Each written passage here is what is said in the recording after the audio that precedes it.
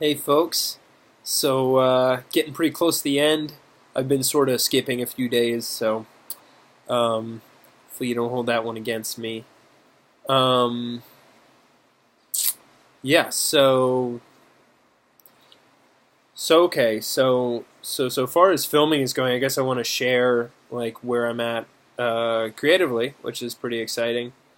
Because I have the waterfront playhouse to film in and good equipment so far as it goes. All I really need are a couple of iPhones, and then all of the set and stuff is pretty much there, which is good to go. And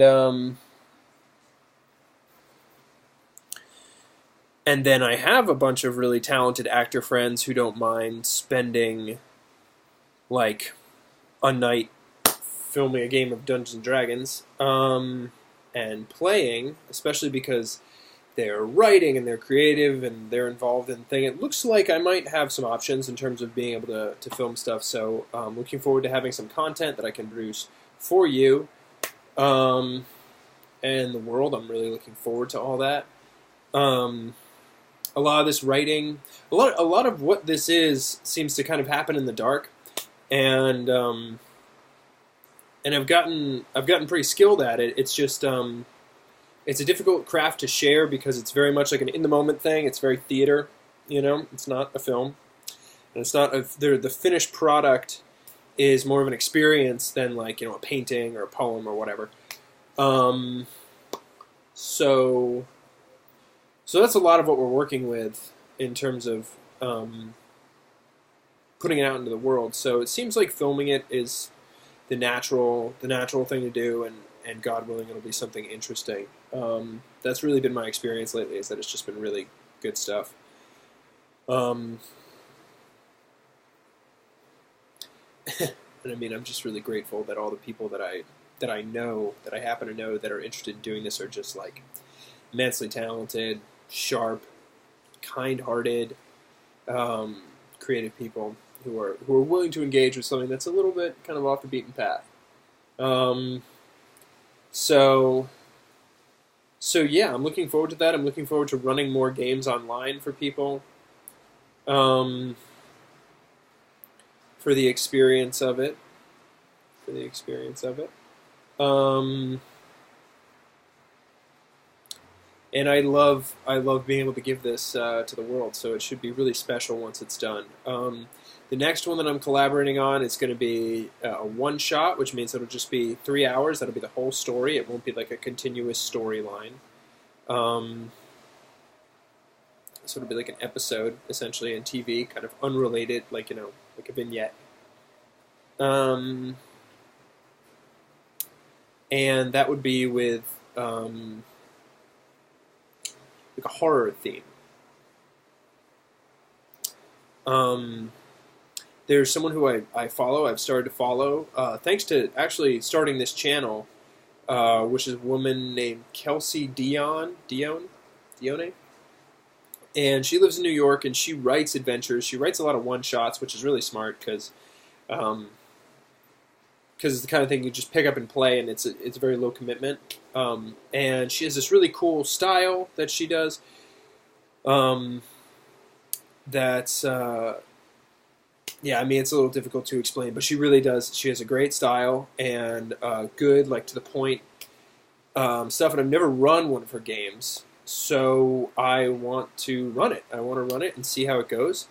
And it's horror, very much in the vein of Edgar Allan Poe, and it'll be myself, and then the goal is there are three ladies in my acting class who would all be interested in playing different characters in this storyline. We'll kind of see what they come up with, and I'm really looking forward to developing that with them. So yeah, and then that just goes into character development, which is what I wouldn't mind talking about. I have been thinking about it.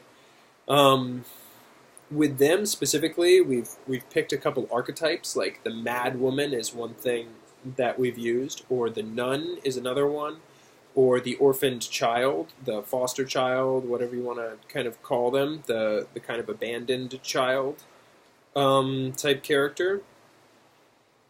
Um, and those are the three archetypes that we're kind of looking at working with, and then there's a couple of different classes that suit all of those. Obviously, the child could be. I think the two for like someone like that. I think two really good classes. Three actually. So three. The bard is a really good one for a kid like that. Especially they have an innate gift for music, and that's sort of what helps them rise up out of poverty, which I think is a really beautiful character type. There's the thief, obvious, which is totally straightforward. They have to steal to survive, and so they get very good at it. And then there's a warlock, which I think is always an interesting one, because if someone is in a really desperate situation, I mean, if you're, it works because a warlock is someone who took the get out of jail free card at some point in their life. They decided to sign the contract with something they didn't fully understand because they knew it would get them out of a bad situation, or that maybe they thought it would promise. There's a lot of reasons why someone might do that. One reason is to get out of a really bad situation, and being an orphan who lives on the street is definitely one of those. And also, they're really easily manipulated, especially just because they're kids. So that's a really dark story, though. That's a little sadistic, going with that character. So we'll see if she's interested in it. And then with the nun, probably be a cleric, which is just a healer. Or I was thinking a witch masquerading as a nun. So like she thinks she's a nun, but she hates all the other sisters in her convent, and she curses them, and she like has no love for God, and she has nothing but spite, and she's manipulative. So that paired with the urchin could get ugly for sure. Definitely looking at an evil campaign then, potentially. I'm gonna part of the joy is just leaving it up to them to choose. Like I can help supply ideas, and then giving it over to them and see what's an inspiring choice for them is fun. Yeah, and then the last one is the Mad Woman, which is someone who's seen something really terrible, who's completely scarred by it, and who has lost their mind, like Ophelia from Hamlet. And the idea there is just, she could be any class, realistically.